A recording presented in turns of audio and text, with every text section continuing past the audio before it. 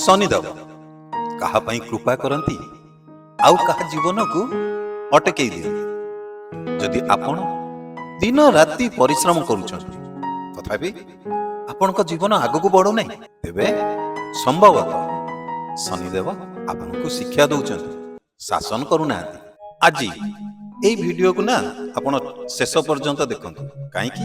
କାରଣ ମୁଁ ଆପଣଙ୍କୁ କହିବି ଶନିଦେବଙ୍କର ଅସଲି ନିୟମ, ମାନେ ପ୍ରକୃତ ନିୟମ, ଯୋଉଟା କି 90% ଲୋକ ମାନେ ଜାଣିପାରନ୍ତିନି।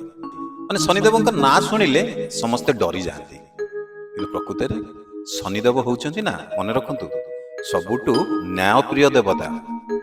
ମାନେ ସେ ସବୁ ଜିନିଷ ନ୍ୟାୟରେ କରନ୍ତି। ଆପଣ ଦେଖିଥିବେ ଏମିତି ବି ଲୋକ ଅଛନ୍ତି ଯିଏ କି କମ ମେହନତ କରିକି ମଧ୍ୟ ବହୁତ ଆଗକୁ ବଢିଯାଆନ୍ତି, କିନ୍ତୁ ସଚ୍ଚୋଟରେ ବଞ୍ଚୁଥିବା ଲୋକ ସାରା ଜୀବନ ସେମାନେ ପଛରେ ପଡ଼ିଯାଆନ୍ତି। ୟା ମାନେ ଏହା ନୁହଁ କି ଯିଏ ସବୁଠୁ ଅଧିକ ପରିଶ୍ରମ କରୁଥିବ ସେ ହିଁ ଭଲରେ ରହିବ। କଥା ଏଠି ଅଧିକ ପରିଶ୍ରମ କରୁଥିବା ଲୋକ ନା କିଭଳି ପରିଶ୍ରମ କରୁଥିବା ଲୋକ, ଇଏ ହେଉଛି ମୁଖ୍ୟ କାରଣ। ଶନିଦେବ ହେଉଛନ୍ତି ସୂର୍ଯ୍ୟଙ୍କ ପୁତ୍ର। ତାଙ୍କ ସ୍ୱଭାବ ହେଉଛି ବହୁତ କଠୋର। ଏଇଥିପାଇଁ କି କୁହାଯାଏ ସେ ପ୍ରକୃତରେ ନା ସତ୍ୟର ବୋଝକୁ ଉଠେଇକି ରଖିଛନ୍ତି। ଶନିଦେବ କାହାକୁ ତୁରନ୍ତ ମାନେ ସାଙ୍ଗେ ସାଙ୍ଗେ କୌଣସି ପ୍ରକାରର ଶାସ୍ତି ଦିଅନ୍ତିନି, ତାଙ୍କୁ ସମୟ ଦିଅନ୍ତି, ମୌକା ବି ଦିଅନ୍ତି। ଆଉ ଯେତେବେଳେ ସେ ଲୋକ କେବେ ବି ମାନେ ସୁଧରନ୍ତି ନାହିଁ, ମାନେ ସେୟା ହିଁ ବାରମ୍ବାର କରିଚାଲନ୍ତି, ତାପରେ ନା ଶନିଦେବ ତାଙ୍କ ହିସାବ ଷ୍ଟାର୍ଟ କରିଦିଅନ୍ତି। ମନେ ରଖ, ଶନିଦେବ ସବୁବେଳେ ଧୀରେ ମାରନ୍ତି, ଆଉ ଯେତେବେଳେ ମାରନ୍ତି ନା ସଲିଡ ମାରନ୍ତି। ଆଚ୍ଛା, ମୁଁ ଆପଣଙ୍କୁ ଗୋଟେ ଛୋଟିଆ କାହାଣୀଟେ କହୁଛି। ହେଇପାରେ ଏଇ ଛୋଟିଆ କାହାଣୀଟି ଆପଣଙ୍କର ଲାଇଫକୁ ନିଶ୍ଚିତ 100% ଚେଞ୍ଜ କରିଦେଇପାରେ। ଆଚ୍ଛା, ଚାଲନ୍ତୁ ଜାଣିବା। ଗୋଟେ ଲୋକଟେ ଥିଲା, ଭାବି ଦିଅନ୍ତୁ ତା ନାଁ ହେଉଛି ରମେଶ। ସେ ବହୁତ ମେହନତ କରେ, କିନ୍ତୁ ତାର ଗୋଟେ ଆଦତ ଖରାପ ଥିଲା। ସେ କ'ଣ କରୁଥିଲା ନା ଆମର ଯୋଉ ଗରିବ ଲୋକଙ୍କର ପଇସାକୁ ସବୁବେଳେ ଅଟକେଇ ଦେଉଥିବା ତା ପାଖରେ ଯିଏ କାମ କରୁଥିଲେ। କିନ୍ତୁ ସେ ପ୍ରତ୍ୟେକ ଶନିବାର ଶନି ମନ୍ଦିର ଯାଉଥିଲା, ତେଲ ବି ଚଢଉଥିଲା। କିନ୍ତୁ ହଠାତ୍ ତା ଜୀବନ ଧୀରେ ଧୀରେ, ତା ରାସ୍ତା ଯୋଉ କହନ୍ତିନି, ସବୁ କିଛି ତାର ଧୀରେ ଧୀରେ ରହିଗଲା, ଅଟକିଗଲା। ଗୋଟେ ଦିନ ତାଙ୍କ ଗୁରୁ, ମାନେ ତାଙ୍କର ଯିଏ ଗୁରୁ, ସେ ତାଙ୍କ ସହିତ ଦେଖା ହେଲେ ଏବଂ ତାଙ୍କୁ କହିଲେ ଶନିଦେବ କେବେ ତେଲରେ ପ୍ରସନ୍ନ ହେଇନଥାନ୍ତି, ସେ ମଣିଷର ନିୟତରେ ପ୍ରସନ୍ନ ହେଇଥାନ୍ତି। ତାପରେ ସେ ଲୋକ ସବୁଠୁ ପ୍ରଥମେ ଆରମ୍ଭ କ'ଣ କଲା ନା ସେଇ ଯୋଉ ଲୋକମାନଙ୍କର ପଇସା ଅଟକେଇ ଦଉଥିଲା, ପ୍ରଥମେ ସେମାନଙ୍କର ପଇସା ଦେବା ଷ୍ଟାର୍ଟ କଲା। ମିଛ କହିବା ଛାଡ଼ିଦେଲା। ଅହଙ୍କାର, ନିଜର ଅହଙ୍କାରକୁ ସେ ଯେତେ ପାରିଲା ସେତେ ନିଜର ଅହଙ୍କାରକୁ କମ କଲା। 3 ବର୍ଷ ପରେ ସେଇ ଲୋକ ଦେଖିଲା ବେଳେ ତା ଲାଇଫ ଷ୍ଟେବଲ, ମାନେ ତା ଲାଇଫ ପୁରା ସେଟ୍ ହେଇକିରି ଚାଲିଛି। ଆଉ ଗୋଟେ କଥା, ଏଇ 5ଟି ଭୁଲ ମାନେ ବହୁତ ହି ମୋଷ୍ଟ ଇମ୍ପୋର୍ଟାଣ୍ଟ। ଏଇ 5ଟି ଭୁଲ କେବେ ବି ଆପଣ କରନ୍ତୁନି। ଯଦି ଏଇ 5ଟି ଭୁଲ ଆପଣ କରୁଛନ୍ତି ନା, ମନେ ରଖନ୍ତୁ ଶନିଦେବ ଆପଣଙ୍କ ସହିତ ନିଶ୍ଚିତ ଆପଣଙ୍କର ସବୁ ରାସ୍ତା ବନ୍ଦ କରିଦେବେ। ତ ଚାଲନ୍ତୁ ଜାଣିବା ସେ 5ଟି କଥା କ'ଣ। ସବୁଠୁ ପ୍ରଥମେ, ମିଛ ଆଉ ଲୋକଙ୍କୁ ଧୋକା ଦେବା। କେବେ ବି କାହାକୁ ମିଛ କୁହନ୍ତୁନି କି କାହା ସହିତ ଧୋକା କରନ୍ତୁ ନାହିଁ।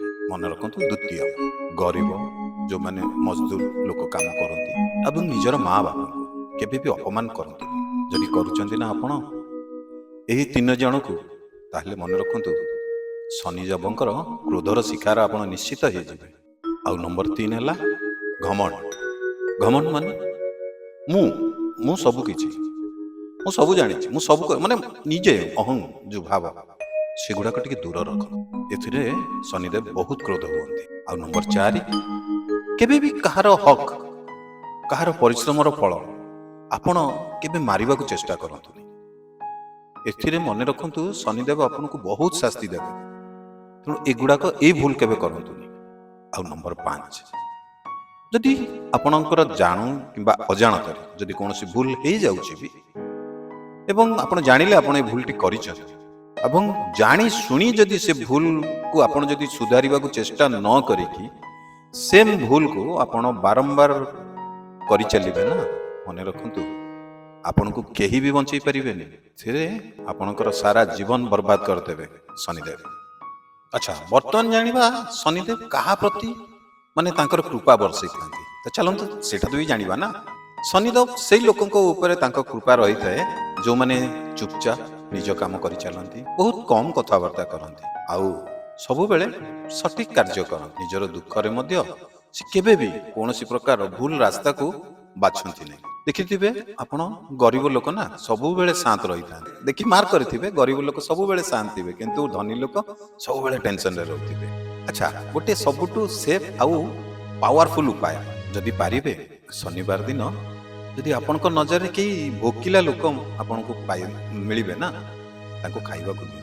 ଆଉ ସବୁବେଳେ ଚେଷ୍ଟା କରନ୍ତୁ ମିଛ କଥା ନ କହିବା ପାଇଁ। ଆଉ ପାରିବେ ଯଦି ମା ବାପାଙ୍କ ସେବା କରନ୍ତୁ।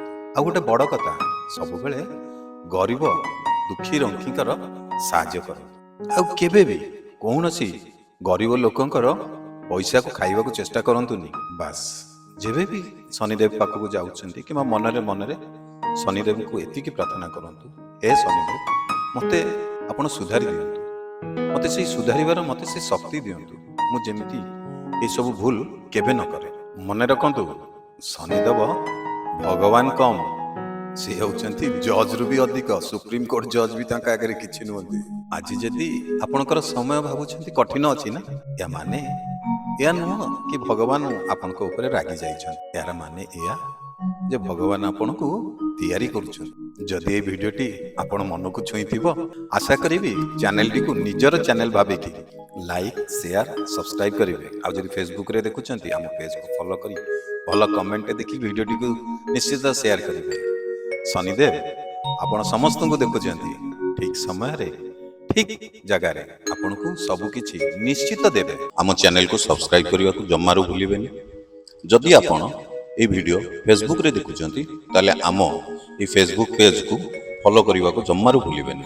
କାରଣ ଆପଣଙ୍କୁ ଏଥିରେ ମାସିକ ରାଶିଫଳ, ବାର୍ଷିକ ରାଶିଫଳ ଏବଂ ଆପଣ ରାଶି ସମ୍ବନ୍ଧିତ ବହୁତ ପ୍ରକାର ଉପଚାର ମଧ୍ୟ ଏହି ଚ୍ୟାନେଲ କିମ୍ବା ଏହି ପେଜ ମାଧ୍ୟମରେ ଆପଣଙ୍କୁ ମିଳିବ।